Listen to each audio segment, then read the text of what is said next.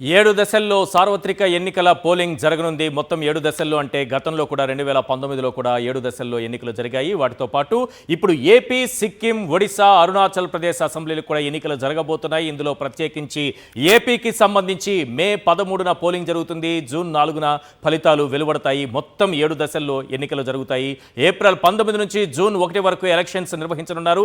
ఎన్నికల నిర్వహణకు పూర్తి స్థాయిలో సిద్ధంగా ఉన్నామన్నారు సిఎసి రాజీవ్ కుమార్. 10 లక్షలకు పైగా పోలింగ్ కేంద్రాలు, 55 లక్షల ఈవీఎంలతో ఎన్నికలు నిర్వహిస్తామని కూడా తెలిపారు. ఏప్రిల్ 19న తొలి దశ పోలింగ్ జరుగుతుంది. ఏప్రిల్ 26న రెండో దశ పోలింగ్, మే 7న మూడో దశ లోక్సభ పోలింగ్, మే 13న నాలుగో దశ పోలింగ్. మే 13న నాలుగో దశ పోలింగ్లోనే ఇప్పుడు ఆంధ్రప్రదేశ్ ఎన్నికలు కూడా జరగబోతున్నాయి. మే 20న 5ో లోక్సభ పోలింగ్ జరుగుతుంది. మే 25న 6ో దశ జరుగుతుంది. జూన్ 1న 7ో దశ పోలింగ్, జూన్ 4న కౌంటింగ్ జరుగుతుంది. రైట్, మొత్తం ఎన్నికల షెడ్యూల్కి సంబంధించినటువంటి ఎన్ని దశల్లో జరగబోతోందో క్లియర్గా మనం చూసాము. జూన్ 16తో ప్రస్తుత లోక్సభ గడువు కూడా ముగుస్తుంది. సో జూన్ 4న కౌంటింగ్ అనేది ఈ దేశంలో ప్రజాస్వామ్యయుతంగా జరుగుతున్నటువంటి ఎన్నికల్లో ప్రజలు తమకు నచ్చినటువంటి ప్రభుత్వాన్ని ఎన్నుకున్నారు అన్నదానికి ఫలితాలు నిదర్శనంగా నిలుస్తాయి. జూన్ 4న కౌంటింగ్ జరుగుతుంది. ఆంధ్రప్రదేశ్కు సంబంధించినంత వరకు మే 13న ఎన్నికలు జరుగుతాయి. జూన్ 4న కౌంటింగ్ జరుగుతుంది.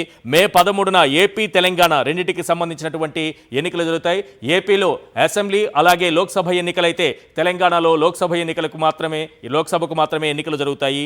సో గతం 2019 మనం చూసుకున్నప్పుడు 2019లో ఏప్రిల్ 11న ఎన్నికలు జరిగాయి. మే 23న కౌంటింగ్ జరిగింది. ఈసారి మే 13న ఎన్నికలు జరగబోతున్నాయి. జూన్ 4న కౌంటింగ్ జరగబోతోంది. రైట్, నాతో పాటు జాయిన్ అయ్యారు ఇస్మాయిల్, మా ఇన్పుట్ ఎడిటర్. ఇస్మాయిల్, 7 దశల పోలింగ్ చూస్తున్నాం. 7 దశల్లో 4వ దశకు ఆంధ్రప్రదేశ్ వెళ్ళింది. కావాల్సినంత సమయం రాజకీయ పార్టీలకు లభించిందని చెప్పుకోవచ్చా? డెఫినెట్గా అందరూ 1 లేదా 2 ఫేజ్లోనే ఆంధ్రప్రదేశ్ ఎలక్షన్స్ జరుగుతుంది అనుకున్నారు. ఏ విధంగా టెక్నికల్గా చూసినా లేదంటే గత ఎక్స్పీరియన్స్ చూసినా కానీ 1-2 దశల్లోనే ఆంధ్రప్రదేశ్ ఎన్నికలు జరుగుతుంది అనేటువంటి ఒక అంచనా ఉండింది. ఈవెన్ స్టేట్ ఎలక్షన్ కమిషన్స్ కూడా దానికి ప్రిపేర్ అయినట్టుగా కూడా మనకు కొంత సమాచారం ఉంది. But all of a sudden 4th phase అనేటువంటిది అట్లీస్ట్ 2 months టైం ఈ రోజు నుంచి మనం చూసుకుంటే, ఈరోజు మనం 16వ తేదీలో ఉన్నాము. అంటే మనం నెక్స్ట్ మే 13 అంటే 2 నెలల టైం. సో డెఫినెట్గా ఒక యాంపుల్ టైం ఉంది. 58-60 days టైం అయితే డెఫినెట్గా ఉంది. బట్ ఇది ఎలక్షన్ కమిషన్ తీసుకున్నటువంటి డెసిషన్. డెఫినెట్గా ప్రచారానికి సంబంధించి పార్టీల వరకు చూసుకుంటే వైఎస్ఆర్సీపీ చాలా సిద్ధంగా ఉంది. సిద్ధం సభలు కంప్లీట్ అయినాయి. ఈరోజు వాళ్ళ జాబితా కూడా వచ్చింది. ఇంకొకటి 2 రోజుల్లో వాళ్ళ మేనిఫెస్టో కూడా వచ్చేటువంటి అవకాశం ఉంది. ప్రచారానికి కూడా వైఎస్ జగన్మోహన్ రెడ్డి ప్రిపేర్ అయినట్టుగా తెలుస్తుంది. సో డెఫినెట్గా వాళ్ళు ప్రిపేర్డ్గా ఉన్నారు. At the same time Chandrababu Naidu, తర్వాత జనసేన, అదేవిధంగా బీజేపీ, వీళ్ళకి సంబంధించినటువంటి పొత్తుల వ్యవహారం తేల్చుకోవడానికి వాళ్ళకి కొంత టైం ఉంది అనుకోవచ్చు మనం. డెఫినెట్గా వాళ్ళు జరుగుతున్నటువంటి ఆటుపోట్లు లేకుంటే జరుగుతున్నటువంటి ఇన్ఫైట్కి కొంత వాళ్ళకి టైం దొరికింది అనుకోవచ్చు. బట్ ఓవరాల్గా చూసుకుంటే 60 days ఈ రోజు నుంచి మనం ఒక 55-60 days మధ్యలో ఎలక్షన్ జరగబోతోంది. నోటిఫికేషన్, ఆ తర్వాత ఏదైతే తీసుకునేటువంటి నామినేషన్స్ వేసే ప్రక్రియ, ఇవన్నీ జరుగుతున్నాయి. ఓవరాల్గా ఈ సమయం అంటే ఇంకా లాంగ్ పీరియడ్ ఉన్న నేపథ్యంలో మీరు అన్నట్టుగా టీడీపీ, బీజేపీ, జనసేన ఇంకా సీట్లకు సంబంధించి, పొత్తులకు సంబంధించి, సర్దుబాటుకు సంబంధించి వాళ్ళ ప్రయత్నాల్లో వాళ్ళు ఉంటే, ఇటు వైఎస్ఆర్సీపీ అభ్యర్థుల లిస్టు కూడా ఖరారు అయిపోయింది. కాబట్టి ఇక పూర్తి స్థాయిలో గ్రౌండ్లో ఎక్కువ సమయం ఉండడానికి అవకాశం లభించిందని అనుకోవచ్చా? బట్ డెఫినెట్గా ఒక 60 days ముఖ్యంగా ఎలక్షన్ నోటిఫికేషన్ ఇచ్చింది. ఎలక్షన్ షెడ్యూల్ విడుదలైంది. నోటిఫికేషన్ డేట్ ఉంది. పోలింగ్ డేట్ కూడా ఖరారైంది. కౌంటింగ్ డేట్ కూడా ఖరారైనటువంటి నేపథ్యంలో పొలిటికల్ పార్టీస్ వాళ్ళ ప్రిపరేషన్స్ ఉంటాయి. నాకు తెలిసి కొంత ఏదైతే ఎక్కువ టైం ఉంది కాబట్టి వైఎస్ఆర్సీపీ తన స్ట్రాటజీ పరంగా ఏ విధంగా జగన్మోహన్ రెడ్డి ఇంకా ఎక్కువగా ప్రజల్లోకి వెళ్లేందుకు, ఇంకా ఎక్కువగా కాన్స్టిట్యున్సీని తిరిగేందుకు ఎటువంటి అవకాశాలు ఉంటాయని దాని మీద వాళ్ళు వర్కౌట్ చేసేటువంటిది ఉంది. అట్ ద సేమ్ టైం ఇంకొక ఇంపార్టెంట్ విషయం కూడా మనం చూడాలి. మే 13th పోలింగ్ ఉంది. అట్ ద సేమ్ టైం తెలంగాణలో కూడా అదే రోజు పోలింగ్ ఉంది. అంటే హైదరాబాద్లో ఉన్నటువంటి వాళ్ళు అక్కడ తెలంగాణలో, అట్ ద సేమ్ టైం ఏపీలో 2 చోట్ల కూడా ఒకటే రోజు పోలింగ్. తెలంగాణలో పార్లమెంట్ ఎలక్షన్స్ కి సంబంధించి ఇక్కడ ఓటింగ్ జరుగుతుంది అదే రోజు.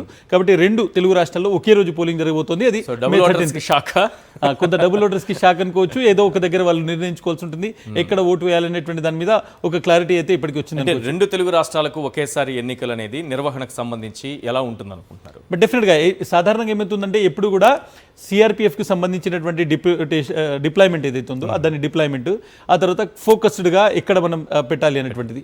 బట్ దిస్ టైం వాళ్ళు ఫేజెస్ పరంగా చూస్తే కొంత మనం ఇంకా డీటెయిల్గా దాన్ని బ్రేక్అవుట్ చూడాలి ఏ స్టేట్స్ అనేటువంటిగా బ్రేక్అవుట్ చూస్తే ఇంత కొంత క్లారిటీ వస్తుంది. బట్ రెండు తెలుగు స్టేట్స్లో కొంత కాన్సన్ట్రేషన్ ఉంటుంది. ఇక్కడ ఏపీలో జరుగుతున్నటువంటి సమయంలోనే ఒక పెద్ద ఎత్తున సిఆర్పిఎఫ్కి సంబంధించిన డిప్లాయ్మెంట్ కావచ్చు, లేకుంటే సెంట్రల్ అబ్జర్వర్స్ ఇటు రావడం జరుగుతుంది. కాబట్టి రెండు కన్వీనియంట్ అనేటువంటిది ఒకటి ఎలక్షన్ కమిషన్ చూసింది. At the same time man power డిప్లాయ్మెంట్తో పాటు ఒకేసారి ఈ డబుల్ ఓటర్స్ ఇష్యూ ఇవన్నీ ఉన్నాయి కాబట్టి ఒకేసారి పోలింగ్ కంప్లీట్ చేయడం అనేటువంటిది బెటర్ అనేటువంటి ఆలోచన చేసినట్టుంది. గతంలో కూడా 14-19 కూడా మనం సేమ్ ఎక్స్పీరియన్స్ చూసినటువంటి సిచ్యువేషన్. సో డెఫినెట్గా దాన్ని కంటిన్యూ చేసింది అనుకోవచ్చు మనం ఇప్పుడు. అంటే ఓవరాల్గా సార్వత్రిక ఎన్నికలకు సంబంధించినటువంటి షెడ్యూల్ చూసినప్పుడు కావాల్సినంత సమయం దేశవ్యాప్తంగా రాజకీయ పార్టీలకు లభించింది. ఒక ఆంధ్రప్రదేశ్కి సంబంధించి గతంతో పోలిస్తే చాలా దూరంగా జరిగినట్టు ఎన్నికలు దూరంగా జరిగిపోయాయా అన్నట్లుగా కనిపిస్తోంది. మే 23న కౌంటింగ్, మే 30న ప్రమాణ స్వీకారం. అంతే. మే 23 అనేది ప్రజలకు బాగా గుర్తుండిపోయింది. 23 అనే నంబర్ బాగా గుర్తున్నారు.